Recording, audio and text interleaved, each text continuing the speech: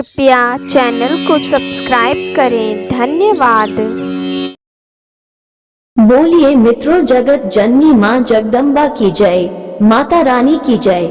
मित्रों, आज हम आपको सुनाने जा रहे हैं माता जगदम्बा के तीसरे स्वरूप माँ चंद्रघंटा की महिमा की पावन कथा। मित्रों, कथा को प्रसन्नचित्त मन से सुने और पूरी सुने ताकि माता की कृपा आप और आपके परिवार पर सदा बनी रहे। पिंड जप्रवरारूढ़ा चंड कोपास्त्र के र्युता प्रसाद तनुते मह्यम चंद्रघंटेति विश्रुता। माँ दुर्गा की तीसरी शक्ति है चंद्रघंटा। नवरात्रि में तीसरे दिन इन्हीं देवी की पूजा आराधना की जाती है। देवी का ये स्वरूप परम शांतिदायक और कल्याणकारी है। इसीलिए कहा जाता है कि हमें निरंतर उनके पवित्र स्वरूप को ध्यान में रखकर साधना करना चाहिए। उनका ध्यान हमारे इहलोक और परलोक दोनों के लिए कल्याणकारी और सद्गति देने वाला है। इस देवी के मस्तक पर घंटे के आकार का आधा चंद्र है, इसीलिए इस देवी को चंद्रघंटा कहा गया है। इनके शरीर का रंग सोने के समान बहुत चमकीला है। इस देवी के 10 हाथ हैं। वे खड्ग और अन्य अस्त्र शस्त्र से विभूषित हैं। सिंह पर सवार इस देवी की मुद्रा युद्ध के लिए उद्धत रहने की है। इसके घंटे सी भयानक ध्वनि से अत्याचारी दानव, दैत्य और राक्षस कांपते रहते हैं। नवरात्रि में तीसरे दिन इसी देवी की पूजा का महत्व है। इस देवी की कृपा से साधक को अलौकिक वस्तुओं के दर्शन होते हैं, दिव्य सुगंधियों का अनुभव होता है और कई तरह की ध्वनियां सुनाई देने लगती हैं। इन क्षणों में साधक को बहुत सावधान रहना चाहिए। इस देवी की आराधना से साधक में वीरता और निर्भयता के साथ ही सौम्यता और विनम्रता का विकास होता है। इसलिए हमें चाहिए कि मन, वचन और कर्म के साथ ही काया को निहित विधि विधान के अनुसार परिशुद्ध पवित्र करके चंद्रघंटा के शरणागत होकर उनकी उपासना आराधना करना चाहिए। इससे भक्त सारे कष्टों से मुक्त होकर सहज ही परम पद के अधिकारी बन सकते हैं। तो चलिए मित्रों, शुरू करते हैं माता चंद्रघंटा की कथा। मित्रों, पौराणिक कथाओं के अनुसार माँ दुर्गा ने माँ चंद्रघंटा का रूप तब धारण किया था जब दैत्यों का आतंक स्वर्ग पर बढ़ने लगा था। उसी काल में महिषासुर नामक एक महापराक्रमी असुर का जन्म हुआ था, जो रंभ नामक असुर का पुत्र था एवं दैत्यों का सम्राट था। उसने युद्ध में सभी देवताओं को हराकर इंद्र के सिंहासन पर अपना अधिकार जमा लिया था। वो अभूतपूर्व शक्तिशाली एवं मायावी था। देवताओं को उसने आसानी से पराजित कर दिया था। वो वही इंद्रलोक से तीनों लोकों पर शासन करने लगा और पराजित देवता उससे परेशान होकर ब्रह्मा जी की शरण में चले गए। ब्रह्मा जी ने उन सभी देवताओं की पीड़ा सुनी और सारे देवतागण को अपने साथ लेकर उस जगह प्रस्थान कर दिए जहां भगवान विष्णु और भगवान शंकर उपस्थित थे। वहां पहुंचकर उन्होंने महिषासुर के अत्याचारों के बारे में भगवान शिव और विष्णु जी को अवगत कराया। ब्रह्मा जी से सारी बातें सुनकर भगवान विष्णु और शंकर जी महिषासुर समेत सभी दैत्यों पर अत्यंत क्रोधित हो उठे। क्रोध में भगवान विष्णु के मुख से महान तेज उत्पन्न होने लगा।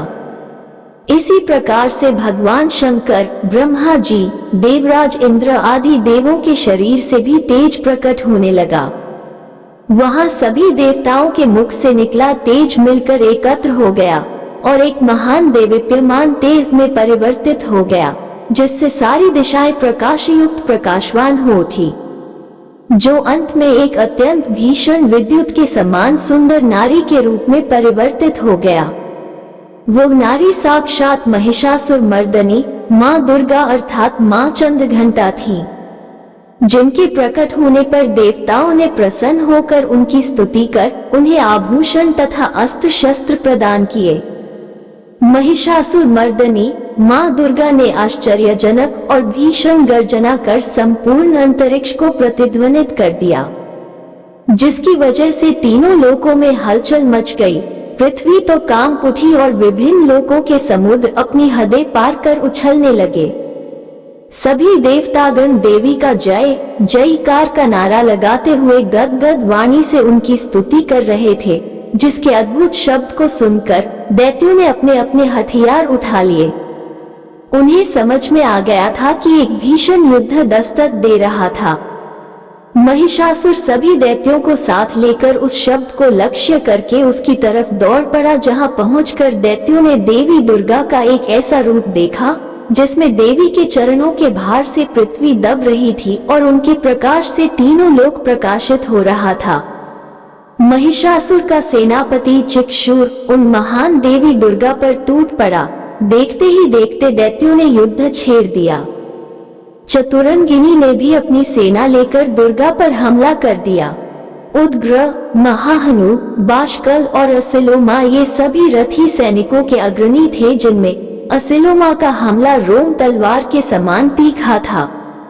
वो सभी युद्ध स्थल में आकर देवी से लोहा लेने लगे और इस तरह हाथी सवार और घुड़सवार सैनिकों ने भी देवी को चारों ओर से घेर अस्त्र शस्त्रों से प्रहार करने लगे। देवी दुर्गा ने खेल खेल में ही उन सभी के अस्त्र शस्त्रों को काट गिराया। उस समय देवी दुर्गा निश्वास गण बन दैत्यों पर चढ़ गई और देखते ही देखते इसके बाद दुर्गा ने त्रिशूल, गदा और शक्ति की वर्षा कर बहुत से महादैत्यों का संहार कर डाला। दैत्यों की सेना में हाथी, घोड़े और असुरों के शरीर से इतना रक्त गिरा कि वहां कई रक्त कुंड बन गए। जिस तरह आग तिनके के ढेर को जला देती है, वैसे ही दुर्गा देवी ने थोड़ी ही देर में सारी दैत्य सेना का सफाया कर दिया। देवगण हर्षित हो देवी दुर्गा पर पुष्पों की वृष्टि करने लगे। अपनी सेना का विनाश देखकर सेनापति चिक्षुर क्रोध से तिलमिला उठा और दुर्गा पर बाणों की वर्षा करने लगा। देवी ने अपने बाणों से उसके बाणों को काटकर उसके रथ के घोड़ों और सारथियों को भी मार गिराया। साथ ही उसके धनुष और ध्वजा को भी काट गिराया। चिक्षुर को अपने शूल पर बड़ा ही गर्व था, इसलिए उसने अपने शूल से दुर्गा पर पूरी ताकत से प्रहार किया।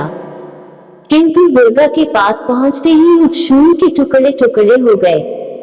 उसके शूल के टुकड़े आकाश में प्रज्वलित हो उठे और दुर्गा ने अपने शूल के प्रहार से उसके शूल के सैकड़ों टुकड़े कर दिए और चिक्षुर को भी यमलोक का पथिक बना दिया। दुर्गा के शस्त्र प्रहार से उदग्र भी धराशायी होकर यमलोक से धार गया। अब महिषासुर भैंसे का रूप धारण कर देवी दुर्गा के श्वास से उत्पन्न हुए गणों को त्रास देने लगा। तत्पश्चात वह देवी दुर्गा के सिंह पर भी झपट पड़ा, जिसे देख देवी के क्रोध का आक्रोश बढ़ गया। महिषासुर उग्र से उग्रतर हो अपने खुरों से पृथ्वी को खोद, सींगों से पहाड़ों को उखाड़ उखाड़ कर दुर्गा की ओर फेंक रहा था, साथ ही साथ गरज भी रहा था। उसके वेग से पृथ्वी में दरारें पड़ने लगी और सींगों के झटके से बादलों के टुकड़े टुकड़े हो गए। उसने बड़े वेग से देवी दुर्गा पर आक्रमण किया, परंतु देवी ने उसे पाश से बांध दिया। बंध जाने पर उसने भैंसे का रूप त्याग कर सिंह का रूप धारण कर लिया। जब परमेश्वरी ने उसका मस्तक काटना चाहा, तब वो तलवार लिए हुए एक पुरुष के रूप में दौड़ा। दुर्गा ने बाण वृष्टि कर पाश से उसे बांध लिया, जिसके बाद उसने हाथी का रूप धारण कर भगवती के सिंह को पकड़कर खींचने लगा। भगवती ने उसकी सूंड काट डाली, जिसके पश्चात उसने दैत्य से पुनः भैंसे का रूप धारण कर लिया। उसे पहले की तरह पैतरेबाजी करते देख सारा जगत त्रस्त हो गया। देवताओं को भयभीत देखकर देवी दुर्गा उछलकर महिषासुर के ऊपर चढ़ गई तथा उसे पैर से दबाकर उसके कंठ पर शूल से प्रहार कर दिया। महिषासुर पुनः दूसरा रूप धारण कर आधा परिवर्तित हुआ ही था कि देवी दुर्गा ने उसको पूरा परिवर्तित होने से रोक दिया। जब वो उस दशा में भी पैतरे बदलने लगा, तब दुर्गा ने उसका मस्तक तलवार से काटा गिराया। महिषासुर की बची हुई सेना सिर पर पैर रखकर भाग खड़ी हुई। इस प्रकार देवताओं को संताप देने वाला महिषासुर नष्ट हो गया। सभी देवगण देवी दुर्गा की स्तुति करने लगे और गंधर्व जयगान करने लगे।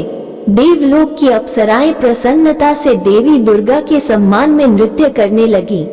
सबने चंदन, अक्षत दिव्य पुष्प और धूप आदि से प्रेम पूर्वक दुर्गा देवी की पूजा की और तदनंतर देवताओं को वरदान देकर जगदम्बा अंतर्धान हो गई। ये थी भक्तों माता चंद्रघंटा की कथा। बोलिए मित्रों, जगत जननी माँ की